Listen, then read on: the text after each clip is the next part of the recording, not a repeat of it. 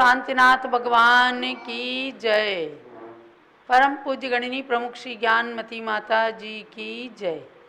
भव्यात्माओं, पावन तीर्थ हस्तिनापुर से आप भगवान शांतिनाथ के काव्य कथानक को श्रवण कर रहे हैं, क्योंकि ज्येष्ठ कृष्णा चतुर्दशी जो 29 मई को आ रही है तिथि, उस दिन भगवान शांतिनाथ के तीन कल्याणक आ रहे हैं। जन्म कल्याणक, दीक्षा कल्याणक और निर्वाण कल्याणक। इन तीनों कल्याणकों को मनाना है। भगवान का जन्माभिषेक पांडुशिला पर करना है, उनका पालना भी झुलाना है और दीक्षा कल्याणक मनाकर पुनः सम्मेद शिखर से कुंद प्रभ कूट से मोक्ष पद को प्राप्त भगवान शांतिनाथ के चरणों में निर्वाण लाडू भी चढ़ाया जाएगा। ये सब कार्य आपको करना है। हर वर्ष जम्बूद्वीप हस्तिनापुर के अंदर एक मेला लगा करता है भगवान शांतिनाथ के इन 3 कल्याणकों के उपलक्ष्य में। और इस बार तो एक विशेषता और आपको जानना है कि जम्बूद्वीप हस्तिनापुर में पूज्य गणिनी ज्ञानमती माता के पावन सानिध्य में भगवान शांतिनाथ जिनबिंब पंचकल्याणक प्रतिष्ठा महोत्सव होने जा रहा है। इसकी विशेषता ये है कि जहाँ भगवान शांतिनाथ की विधिनायक प्रतिमा रहेंगी, वहीं अनेक प्रतिमाओं के और पंचकल्याणक होने हैं। 11 फीट ऊंचे पद्मासन भगवान भरत की प्रतिमा की भी प्राण प्रतिष्ठा होगी। रत्नों के 20 तीर्थंकर, विद्यमान 20 तीर्थंकर भगवंतों की पंचकल्याणक एवं बहुत सारी प्रतिमाओं के पंचकल्याणक होने हैं। और इसके साथ साथ एक बहुत सुंदर बात है कि जम्बूद्वीप हस्तिनापुर में मांगी तुंगी के ऋषभगिरी पर्वत की प्रतिकृति सुंदर बनाई गई है, जिसमें मांगी तुंगी वाले भगवान के पाषाण से ही निर्मित भगवान ऋषभ देव की प्रतिकृति 3.25 फुट उत्तुंग खड्गासन प्रतिमा के रूप में विराजमान की जाएंगी। जब मांगी तुंगी में अभिषेक चलेगा 108 फुट के भगवान का, तो ऋषभगिरी की प्रतिकृति में भगवान ऋषभ देव का ही जम्बूद्वीप हस्तिनापुर में भी ये पावन अभिषेक चलेगा। और इससे पूर्व यहाँ पर भगवान ऋषभ देव की 108 फुट प्रतिमा को बनाने के लिए जो एक प्रतिकृति का निर्माण मूलचंद रामचंद नाठा फर्म के द्वारा एक संगमरमर प्रतिमा के रूप में उसी नाप से बनवाया गया, तो वह भी 9 फुट ऊंचे भगवान का भी अभिषेक देखने को मिलेगा। सब लोग, आप लोग ऋषभगिरी मांगी तुंगी में जाकर भगवान का मस्तकाभिषेक करें। और जो लोग हस्तिनापुर आएंगे, हस्तिनापुर में भी तो इन सब भगवंतों के पंच कल्याणक प्रतिष्ठा का कार्यक्रम 26 मई से लेकर 1 जून तक चलेगा। 26 मई को झंडारोहण है, याग मंडल विधान 26-27 को होगा। पुनः 28 तारीख से लेकर गर्भ, जन्म, दीक्षा, केवल ज्ञान और मोक्ष कल्याणक की क्रियाएं 1 जून तक चलेंगी। तो जन्म कल्याणक के दिन ही आ रहा है, ये बहुत ही प्रसन्नता की बात है। भगवान शांतिनायक की विधिनायक प्रतिमा रहेंगी और भगवान शांतिनाथ का जन्म कल्याणक ज्येष्ठ कृष्णा चतुर्दशी को है। उसी दिन वास्तविक जन्म कल्याणक भी पंच कल्याणक का है, तो वह भी मनाया जाएगा। आप सब उस पंच कल्याणक में भी आ सकते हैं। आइए, जरूर आइए, क्योंकि इसमें दिल्ली निवासी श्री अनिल कुमार जी, अनीता जैन कमल मंदिर वाले माता पिता बन रहे हैं, और सौधर्म इंद्र के रूप में श्री प्रदीप जी जैन जो प्रेमचंद जी के सुपुत्र हैं, किंग्सवे कैंप, खारी भावली, दिल्ली, और उनकी धर्मपत्नी श्रीमती हेमलता जैन, ये लोग सौधर्म इंद्राणी के रूप में भाग ले रहे हैं। आप सब आ करके और वास्तविक जन्म कल्याणक के दिन भगवान का जन्म कल्याणक देख करके और विशेष पुण्य का अर्जन करें। ऐसे शांतिनाथ भगवान के उन कल्याणकों के संदर्भ में आप भगवान के 12 भवों को सुन रहे हैं। आपने राजा श्रीसेन की पर्याय से शांतिनाथ बनने तक की यात्रा को सुनने का जो मन बनाया है, इसमें आपने 6 भव सुन लिए हैं। राजा श्रीसेन जो भोग भूमि में आर्य होते हैं, तीसरा भव श्री प्रभुदेव का, चौथा भाव राजा अमित तेज के रूप में। पुनः वे रविचूल नाम के देवता हुए और वहाँ से आकर अपराजित राजा हुए अपराजितेश्वर के नाम से।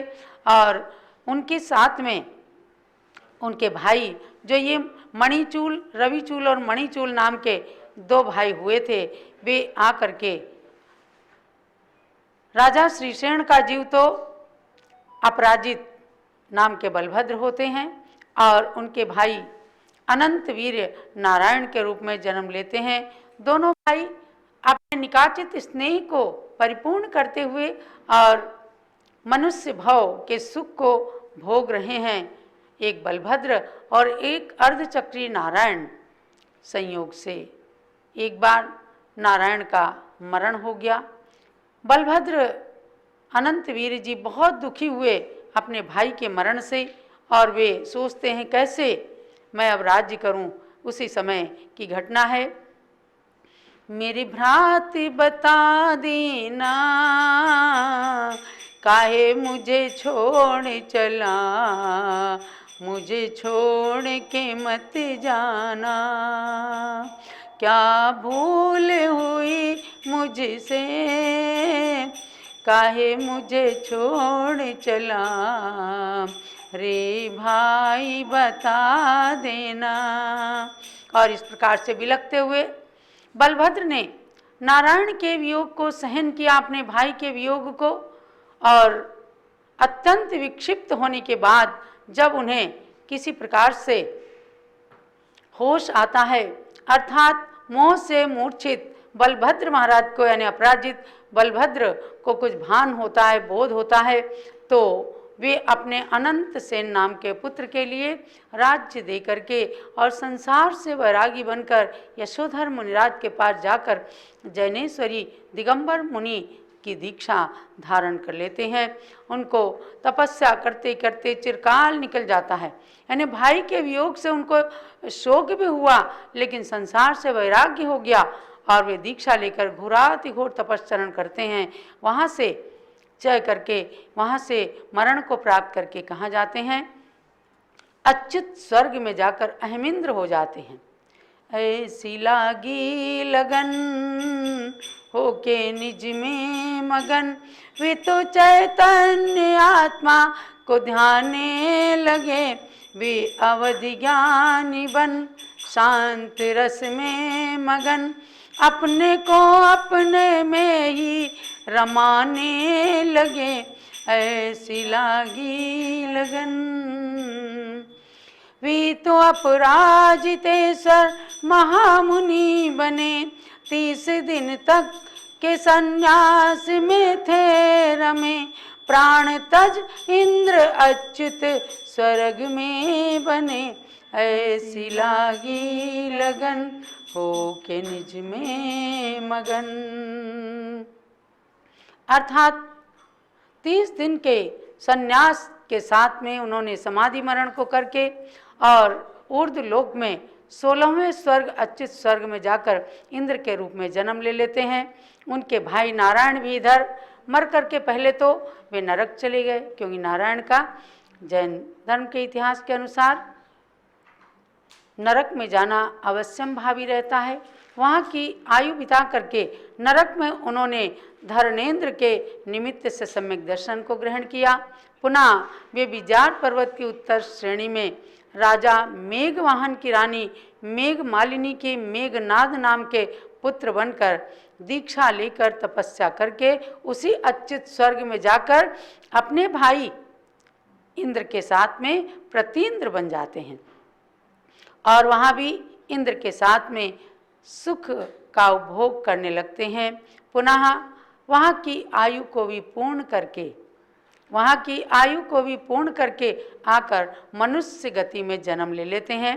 मनुष्य गति में आकर के वे वज्रायुध चक्रवर्ती बनते हैं। संक्षेप में मैं कथानक बताऊं, क्योंकि 12 भाव को पूर्ण करना है और सामने अपने पंच कल्याणक भी है, इसलिए आपको संक्षिप्त कथा बताती हूँ। श्री सेन का जीव इंद्र जो है उसकी आयु अब पूर्ण हुई, तब जम्बू द्वीप के पूर्व विदेह की एक नगरिया धन्य हुई। एक नगर रत्न संचयपुर में राजा क्षेमंकर रहते थे। तीर्थंकर पद के धारी वे नृप रानी के संग सुख भरते थे। इंद्रिय सुख के फल में उनको एक पुत्र रत्न की प्राप्ति हुई। वज्रायुध सुत से रानी कनक चित्रा मानो कृत कृत्य हुई। अर्थात अच्युत स्वर्ग का वह इंद्र आकर के और विदेह क्षेत्र में, जम्बूद्वीप के विदेह क्षेत्र में राजा क्षेमंकर जो तीर्थंकर पद के धारी थे, उनके पुत्र वज्रायुध हो जाते हैं और ये आगे चल करके चक्रवर्ती बन जाते हैं। पुनः चक्रवर्ती बन करके राज सुख का उपभोग करते हैं। 6 खंड पर विजय प्राप्त करते हैं। वज्रायुध की प्यारी रानी लक्ष्मीमती ने एक पुत्र को जन्म दिया। जो प्रतीन्द्र का जीव अच्युत स्वर्ग में था, वो आगे जाकर सहस्रायुध नाम का जो उन्हीं का पुत्र हो जाता है, यानी वज्रायुध का पुत्र सहस्रायुध हो जाता है। देखिए कैसे भवांतर में प्रेम की परंपरा के साथ साथ पुण्य की परंपरा भी चलती है। कभी देव बनते हैं, कभी मनुष्य बनते हैं, और दोनों मिल करके किस प्रकार से पुण्य का अर्जन करते हैं। तो आगे क्षेमंकर पिता, जो उनके पिता थे वज्रायुध चक्रवर्ती के पिता तीर्थंकर क्षेमंकर, तो क्षेमंकर के पास जाकर के वे दीक्षा धारण कर लेते हैं। पितु क्षेमंकर तीर्थंकर के डी जाकर जिन दीक्षा ले ली, फिर जाकर सिद्धगिरी पर्वत पर आत्मरमण शिक्षा ले ली। 1 वर्ष का प्रतिमा योग धार प्रभु बाहुबली सम ध्यान किया, सर्पों ने वामी बना लिया, मानो प्रभु पद विश्राम किया।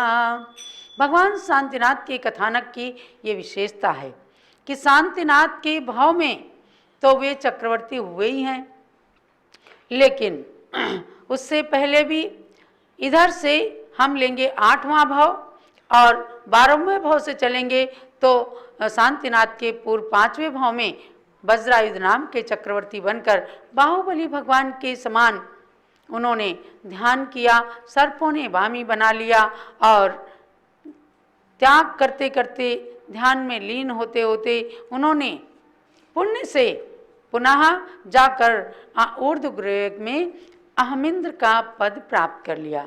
यानी तीर्थंकर भगवान शांतिनाथ पूर्व भावों से ही महान पुण्यशाली थे। देखो श्रीसेन से 8वें भाव और शांतिनाथ तीर्थंकर के 5वें भाव पूर्व वज्रायुध चक्रवर्ती का ये कथानक चल रहा है। इधर वज्रायुध महामुनिराज 1 वर्ष के महातप में लीन हुए और उधर उनके पुत्र सहस्रायुध यानी कि जो रानी अनिंदिता के साथ अब इनका भाव चलने लगा, वे उन्हीं के पुत्र सहस्रायुध के रूप में जन्म ले लिए और विदेह क्षेत्र के रत्न संचयपुर नामक नगर में न्याय नीति पूर्वक राज्य का संचालन दोनों भाई कर रहे थे। तभी एक दिन क्या होता है तो देखिएगा कि एक भाई ने तो दीक्षा धारण ही कर ली, सहस्रायुध ने भी आगे जाकर दीक्षा धारण कर ली। नरगति में ही संयम निधि मिलती है, इसलिए उसको सार्थक मुझे करना है। वज्रायुध पुत्र राजा सहस्रायुध ने सोचा मुझको भी संयम वर्ण करना है। नरगति में ही संयम निधि मिलती है। ये बात प्रत्येक संत के मुख से आप सब श्रवण करते होंगे कि संयम यदि मिलता है तो मनुष्य गति में ही मिलता है, देव गति में संयम नहीं मिलता। नरक गति और तिर्यंच गति में बात ही नहीं है। तिर्यंच गति के जीव देश संयम तक को धारण कर सकते हैं, लेकिन मनुष्य गति में पूर्ण संयम प्राप्त करके इन राजा वज्रायुध ने पुनः जैनेश्वरी दीक्षा धारण कर ऊर्ध्वग्रैवेयक में अहमिंद्र का पद प्राप्त कर लिया। उसके बाद सहस्रायुध ने भी इसी प्रकार से आगे जाकर के दीक्षा धारण की। भगवान शांतिनाथ की इस काव्य कथा में राजा श्रीशेन का जीव अहमिंद्र का 9वां भाव उसको आपने जाना अहमिंद्र के रूप में, कि वे अपने पुत्र के साथ घोर तप करते रहे, पुनः उत्कृष्ट भावों से समाधि मरण करके ऊर्ध्वग्रैवेयक में नीचे के सौमनस विमान में बड़ी रिद्धि के धारक अहमिंद्र देव बन गए। उस अहमिंद्र ने सागरों की आयु स्वर्ग में बिताकर स्वर्ग के सुखों को खूब भोग भोग करके और वहाँ से च्युत होकर के पुनः मध्यलोक में आ जाते हैं। यहाँ क्या होता है, वे राजा मेघरथ बन जाते हैं।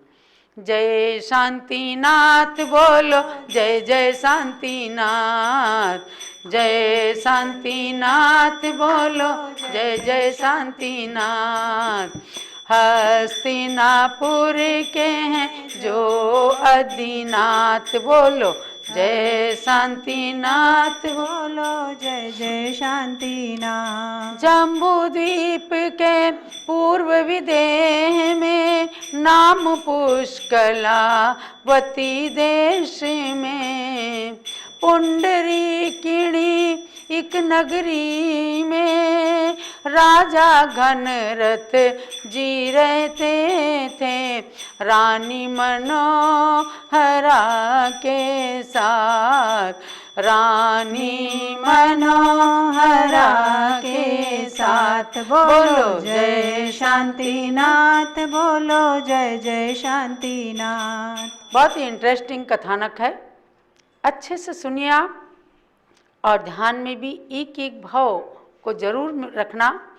ग्रैवेयक से अहमिंद्र निकला, मनोहरा रानी से जन्मा, नाम मेघरथ उसका रखा, उस युवराज का पुण्य बड़ा था, महल में हुई रत्नों की बरसात, महल में हुई रत्नों की बरसात। बोलो जय शांतिनाथ, बोलो जय जय शांतिनाथ, जय शांतिनाथ, बोलो जय जय शांतिनाथ।